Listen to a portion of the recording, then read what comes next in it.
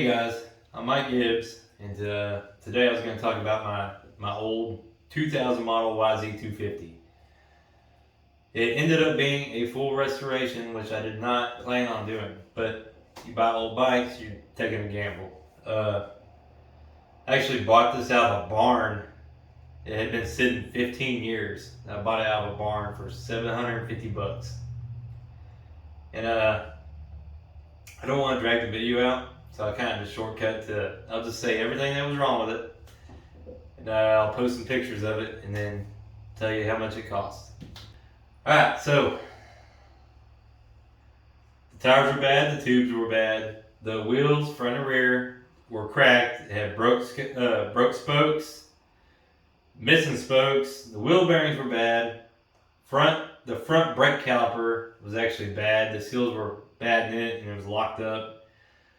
The brake lines, I went ahead and replaced them on good measure. I've had a older bike, a 98 KTM. I had a front brake line break down in it and it clogged the front brake up and it actually made the front tire lock up while I was fourth gear pinned, and it's probably the worst wreck I ever had.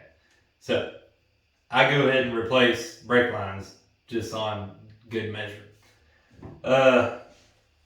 So brake lines, front and rear. The piston was bad. The crankshaft was bad. It actually is bad. It was bad because the air filter wasn't put in right. They put the wrong bolt in it, so it wasn't seating the air filter down to the air box. So this whole intake right here was full of sand. So it took out the crank bearings. They had been, I guess the countershaft seal was bad because the transmission was completely empty, had no fluid in the transmission. And they're riding it like this. So all the needle bearings and transmission bearings, they were all just shot, like super bad. And it just kept getting worse the more I worked on it. The intake boot was cracked out. The carburetor, when I went to take it apart, from sitting so long unridden without gas going in it, all the aluminum was oxidized, all the brass pieces were oxidized, and I was so frustrated by the bike already, I just threw the carburetor away. I went with the Electron 38 high velocity, and once you get them fine tuned, I mean they're like awesome. Like might as well be fuel injected. I had to put new radiators on it, so I got these aftermarket fabricated ones off eBay. I mean, they were cheap. That was the whole point. This bike was supposed to be a cheap bike to ride around at the motocross track with my son, because I primarily ride cross country.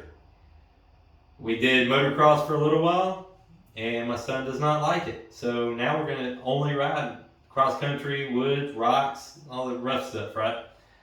So I'm going to do a little series. I'm going to convert this to a 250X now. But anyway, I can talk about that all day. Anyway, before I get way off topic here. So suspension's new, engine's new, trans is new. I got lucky. The guy actually had the original exhaust with it that had never been rode on. So the exhaust is like brand new, but it's the exhaust that came with the bike in 2000. So that's kind of cool.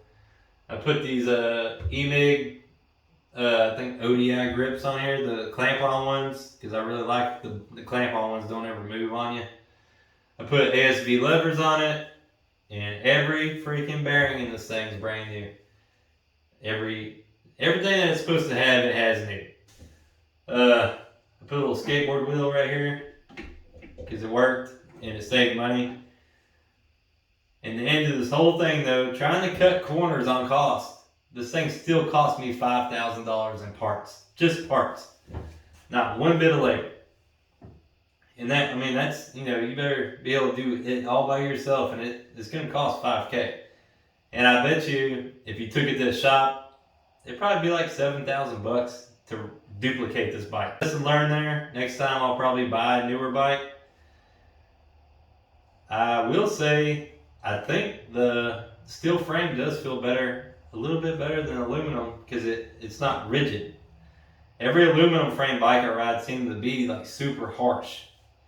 And then the steel frame bikes seem to be a little more plush. Maybe that's in my head. Maybe I'm trying to make myself feel better about spending the money on this bike, but whatever. 5K budget build, try to do it as cheap as I could. That's what I came out at. Anyway, I'm gonna, like I said, I'll put some pictures and stuff up. You can see how bad this thing was when I got it versus what it is right now. And like I said, I'm gonna make a little series on converting it into a 250X.